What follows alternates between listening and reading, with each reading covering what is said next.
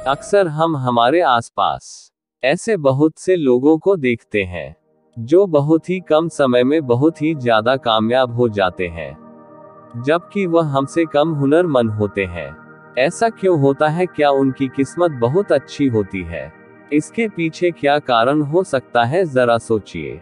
इसके पीछे सबसे बड़ा कारण होता है आलस। जी हाँ, कामयाब होने के लिए सिर्फ हुनर ही नहीं चाहिए, जोश और हिम्मत भी होनी चाहिए। अगर आप में जोश और हिम्मत है तो आप कामयाबी को छू सकते हैं, और अगर आप में जोश और हिम्मत की जगह आलस है तो आप में कितना भी हुनर हो, आप कामयाब नहीं हो सकते।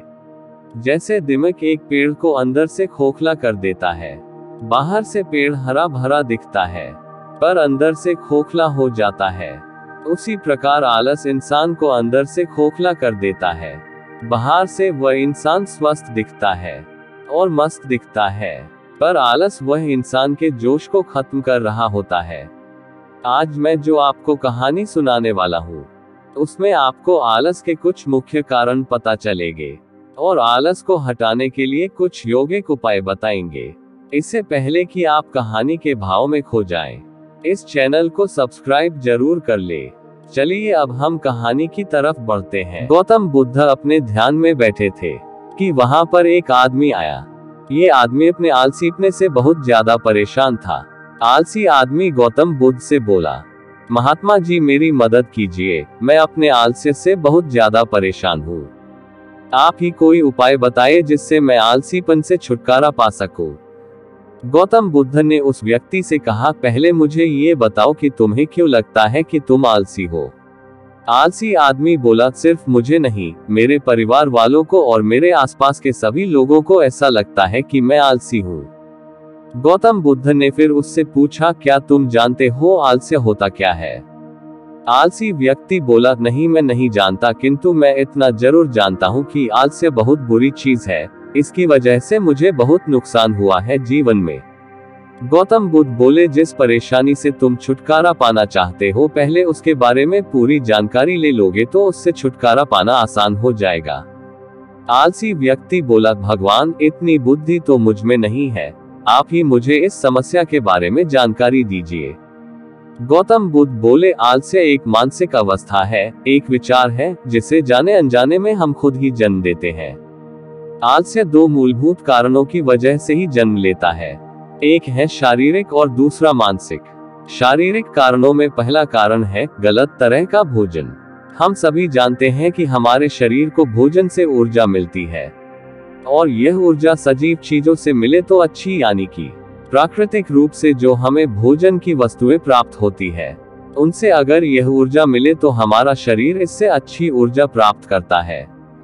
इससे उलट यदि हम निर्जीव वस्तुओं से ऊर्जा प्राप्त करते हैं तो ये हमें आलस्य की ओर लेकर जाती है।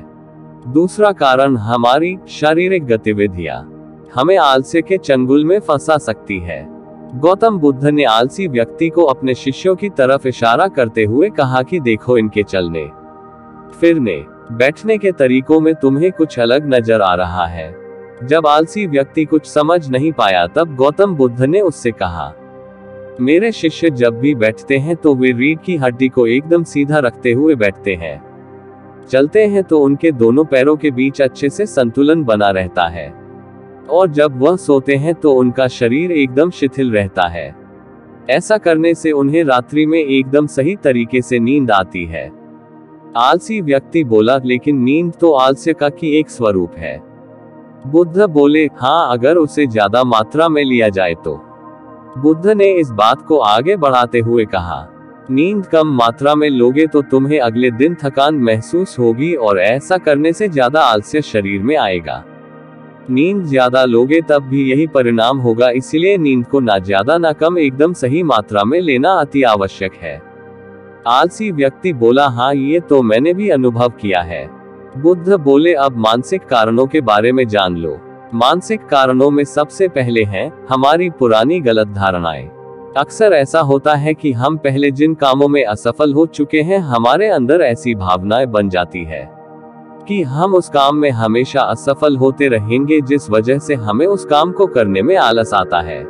ऐसी धारणाओं से छुटकारा पाने का एकमात्र उपाय यह है कि हमें अपने मन को ये समझाना चाहिए कि पिछली बार हम जब उस काम में असफल हुए थे तो हम उसके बारे में जितना जानते थे, अब हम उस काम के बारे में उससे ज्यादा जानते हैं, क्योंकि असफल होने के बाद हम उससे काफी कुछ सीखे भी है।